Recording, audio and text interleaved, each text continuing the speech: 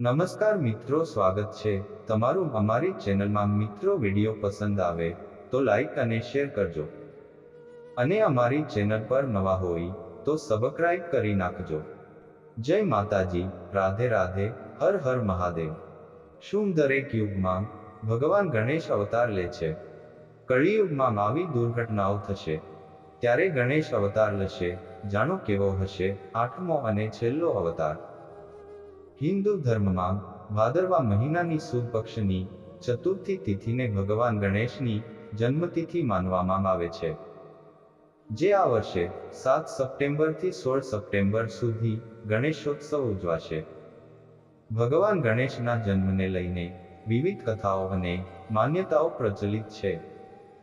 અનેક પૌરાણિક ગ્રંથોમાં ભગવાન ગણેશની લીલાઓ વિશે સવિસ્તર ઘટનાઓ બતાવવામાં આવી છે।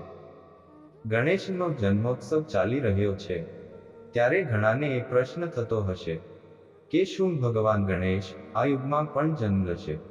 જો ભગવાન ગણેશ જન્મ લેશે તો ક્યારે લેશે અને તેમનું સ્વરૂપ કેવું હશે? આ વિશે કેટલાક પુરાણોમાં ભવિષ્યવાણી કરવામાં આવી છે।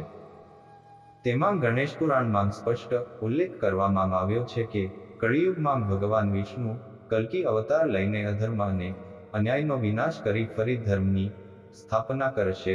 એ જ રીતે ભગવાન ગણેશ પણ કળિયુગમાં અવતાર લેશે અને લોકોને સદ્બુદ્ધિ અને જ્ઞાન પ્રદાન આપશે। અશુભત્વનો નાશ કરી શુભત્વનો સંચાર કરશે અને મનુષ્યને ધર્મનો માર્ગ બતાવશે। આજે અહીં જાણો દરેક યુગમાં ગણેશના વિવિધ અવતારો લેવાના હેતુઓ વિશે અને કળિયુગમાં ભગવાન ગણેશના અવતાર વિશે। જુદા જુદા યુગમાં ભગવાન ગણેશના અવતાર। સતયુગમાં ભગવાન ગણેશનો અવતાર એવું માનવામાં આવે છે કે સત્યયુગમાં ભગવાન ગણેશનો જન્મ વિનાયકના રૂપમાં થયો હતો। આ અવતારમાં તેમનું વાહન સિંહ હતું। તેમણે દેવંતક અને નરાંતક નામના રાક્ષસોનો સંહાર કરી ધર્મની સ્થાપના કરી હતી।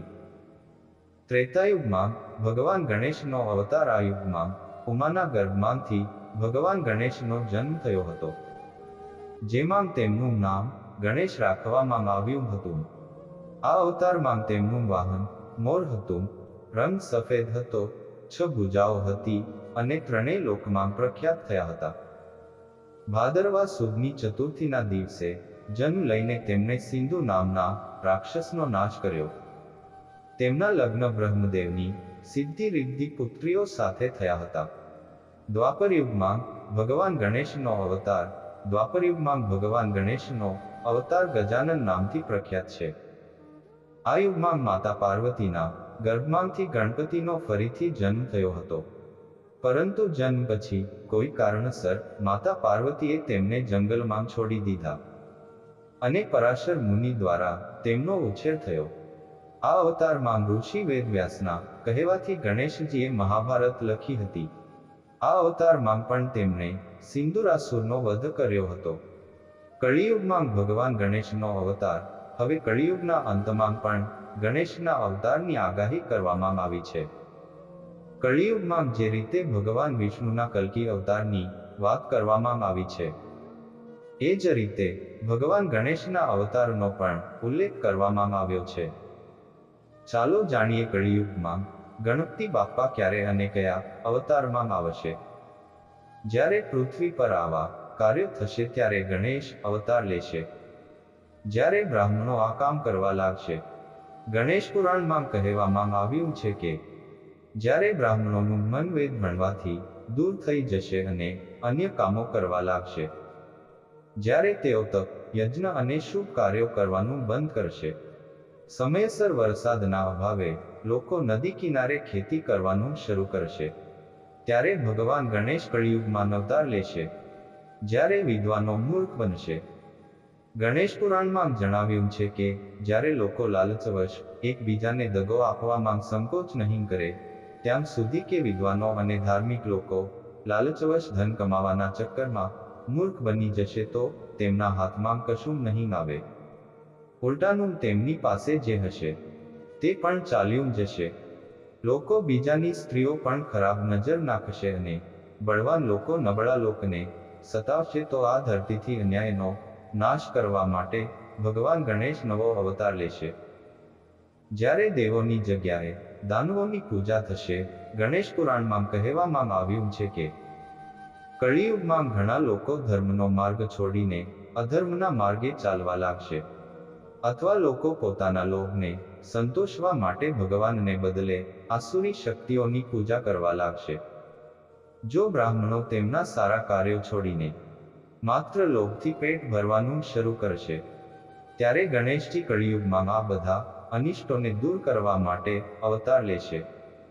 જ્યારે સ્ત્રીઓમાં આ દુર્ગુણોનો વિકાસ થશે.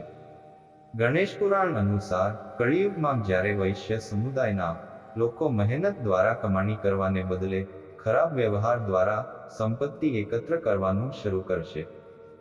સ્ત્રીઓ પોતાના પતિ પ્રત્યેની ભક્તિની ફરજ છોડીને અધર્મનો માર્ગ અપનાવશે. જ્યારે લોકો તેમના માતા પિતા અને શિક્ષકોનું અપમાન કરવા લાગશે, ત્યારે ભગવાન ગણેશને પૃથ્વી પર આવીને આવા દૂષણોને દૂર કરવા માટે અવતાર લેવો પડશે. કલિયુગમાં ભગવાન ગણેશ ક્યારે અને કેવી રીતે અવતરશે? ગણેશ પુરાણ અનુસાર એવું કહેવાય છે કે ભગવાન શ્રી ગણેશે કળિયુગમાં પોતાના અવતારની ભવિષ્યવાણી કરી છે. તે મુજબ ઘનઘોર કલિયુગના અંતમાં ભગવાન ગણેશનો અવતાર આવશે, જેનું નામ ધૂમ્રકેતુ અથવા શુભકર્ણ હશે. અહીં ભગવાન કળિયુગમાં ફેલાયેલા દૂષણો અને અન્યાયને દૂર કરવા અવતાર લેશે. આ વિશે કહેવાય છે કે ભગવાનના હાથમાં તલવાર હશે, તેમના 4 સશસ્ત્ર હશે અને વાદળી ઘોડા પર સવાર થશે, પાપીઓનો નાશ કરશે અને ફરીથી સત્યયુગમાં પ્રવેશ કરશે. તમને જણાવી દઈએ કે આ અવતાર ભગવાન શ્રી ગણેશનો 8મો અને છેલ્લો અવતાર હશે. આ પહેલા વક્રતુંડ, એકદંત, મહોદર, ગજાનન, લંબોદર, વિકટ અને વિઘ્નરાજ. ધૂમ્રકેતુના અવતારમાં તેઓ ભગવાન વિષ્ણુના કલ્કી અવતાર સાથે મનુષ્ય અને ધર્મના રક્ષણ માટે અભિમાનસુરનો નાશ કરશે. મિત્રો, જો આ વિડીયો તમને પસંદ આવ્યો હોય તો વિડીયોને એક લાઈક કરજો, ચેનલને સબસ્ક્રાઇબ કરજો અને બાજુમાં આપેલ બેલ આઇકોન પ્રેસ કરી ઓલ પર સિલેક્ટ કરી લેજો, જેથી તમને વિડીયો નોટિફિકેશન સૌથી પહેલા મળતી રહે. અને કોમેન્ટ બોક્સમાં જય શનિદેવ, હર હર મહાદેવ જરૂરથી લખજો. વિડીયોને છેલ્લે સુધી જોવા બદલ આભાર.